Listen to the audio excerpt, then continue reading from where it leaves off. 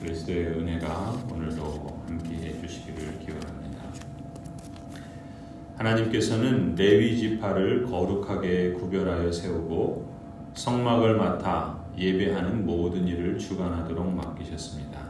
그리고 레위 가문의 계수를 명하시고 레위의 아들인 게르손과 고핫, 무라리 자손들에게 각각 성막을 위한 역할을 지정해 주시지요. 모세와 아론과 회중의 원로들은 이처럼 주님께서 명하신 대로 가문별로 가족별로 회막에서 일할 레위 각 지파의 수를 조사하고 등록하였습니다. 레위의 첫째 아들인 게르손 자손 가운데서 30살에서 50살까지 남자의 수는 2630명으로 이들은 회막에서 성막과 장막과 그 덮개와 회막 문장과 뜰의 휘장과 문장들을 관리하고 운반하는 책임을 맡았습니다. 이것은 회막에서 나무로 만들지 않은 부분들입니다. 성막을 해체하는 순으로 볼 때 가장 먼저 해야 할 일들을 바로 첫째 아들인 게르손 자손들이 담당하는 것이죠. 성막 전체의 모형과 형체를 만들고 성막을 아름답게 장식하고 의미들을 전달하는 중요한 일들을 게르손 자손들이 담당했던 것입니다. 둘째 아들 고핫 자손의 경우는 2750명이었습니다. 이들은 성소를 맡아서 증거궤와 상과 등대와 분향단들과 성소에서 봉사하는 데 쓰는 기구들과 휘장과 그것에 쓰는 모든 것을 관리하고 운반하는 책임을 맡았습니다.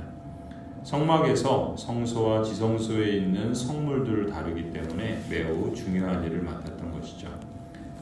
장자가 아니라 둘째 아들이었음에도 불구하고 아마도 고핫에게 이러한 역할을 맡겼던 것은 고핫이 모세의 할아버지이고 또 고핫의 손자이자 모세의 형인 아론이 대제사장이었기 때문인 것으로 보입니다.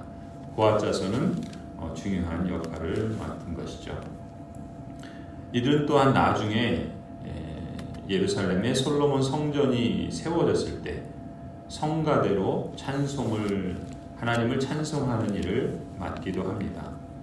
고핫 자손이 맡은 일은 이만큼 중요하고 또 중요한 만큼 위험 부담도 가진 일이었습니다.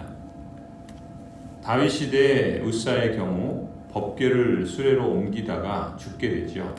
하나님께서 말씀하신 법과 절차에 따라 행하지 않고 무지하게 행했기 때문에 그렇습니다.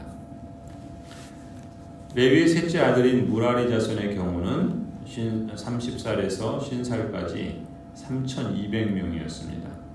이들은 성막의 가장 외부에 있는 것들, 성막을 지탱하고 연결하는 그러한 기구들을 맡았습니다. 성막의 널반 그리고 그 띠, 기둥들과 같은 무거운 것들을 운반하고 보관하는 역할을 맡았죠. 목재와 금속으로 된 부분들을 해체하고 나르는 일이었기 때문에 일의 부담으로 볼 때 이 무라리 자손의 경우에 가장 육체적으로 힘든 일을 맡았던 것입니다. 성막을 설치할 때는 가장 먼저 설치해야 할 일들이었고 성막 전체를 지탱하고 연결하는 중요한 일을 담당한 것이죠. 오늘 말씀을 통해서 오늘 우리는 교회 사역이라는 측면에서 볼 때 게르손 자손의 일처럼 성막 전체 모양과 형체를 만들고 아름답게 장식하고 의미를 전달하는 중요한 일들도 있고 또 고핫 자손의 일처럼 예배와 직접 관련된 중요한 일들, 그래서 중요한 만큼 위험 부담을 가진 일들도 있습니다. 또 무라리 자손의 일처럼 육체적으로 가장 힘들지만 성막 전체를 지탱하고 연결하는 중요한 일들도 있죠. 그래서 이 본문을 통해서 우리가 주목할 점은 증거궤를 옮기는 사람이나 말뚝을 옮기는 사람이나 모두가 다 중요하다는 것입니다.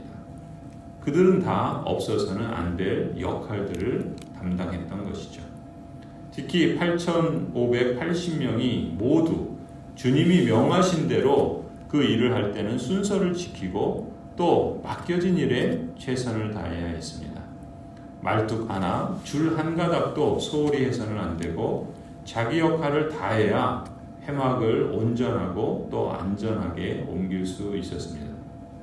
마찬가지죠. 오늘날 우리도 교회 사역에서 무슨 일을 맡았든지 모든 직분자들이 각각 맡은 역할은 다르지만 그리스도의 몸을 이루는 지체로서 모두가 다 중요하다는 점을 인식하고 섬겨야 할 것입니다. 특히 자기 생각을 앞세우기보다 주님의 말씀을 따라 사역을 보는 관점과 사역을 통해서 이루려는 목표가 무엇인지를 늘 기억하고 상기하는 것이 중요하다고 볼 수 있습니다. 주님께서는 에베소서 2장에서 서로 비교하여 경쟁하기보다는 서로 연결하고 연합하는 사역에 대한 관점을 가지라 권하시죠. 또한 어떤 일이든지 모든 사역의 목표를 하나님의 성령께서 거하실 처소로서 예수 그리스도 안에서 함께 세워지고 자라가는 데 두라고 권면하십니다. 에베소 2장 19절에서 22절 말씀이죠. 그러므로 이제부터 여러분은 외국 사람이나 나그네가 아니요 성도들과 함께 시민이며 하나님의 가족입니다. 여러분은 사도들과 예언자들이 놓은 기초 위에 세워진 건물이며 그리스도 예수가 그 모퉁이 돌이 되십니다. 그리스도 안에서 건물 전체가 서로 연결되어서 주님 안에서 자라서 성전이 됩니다. 그리스도 안에서 여러분도 함께 세워져서 하나님이 성령으로 거하실 처소가 됩니다. 올해 우리 교회의 주제 말씀처럼 새 일을 행하시는 하나님을 바라보면서 우리도 하나님께서 우리 안에서 새 일을 행하실 수 있도록 주님의 말씀의 원리와 목표를 따라서 힘써 행하십시다. 특히 우리 교회가 올해 예배당 재건축을 통해서 건물을 새롭게 세워가는 동시에 우리 모든 성도들이 그리스도 안에서 서로가 더욱 함께 연결되어지고 주님 안에서 거룩한 성전으로 함께 세워지고 자라가는 축복이 있기를 간절히 축원합니다.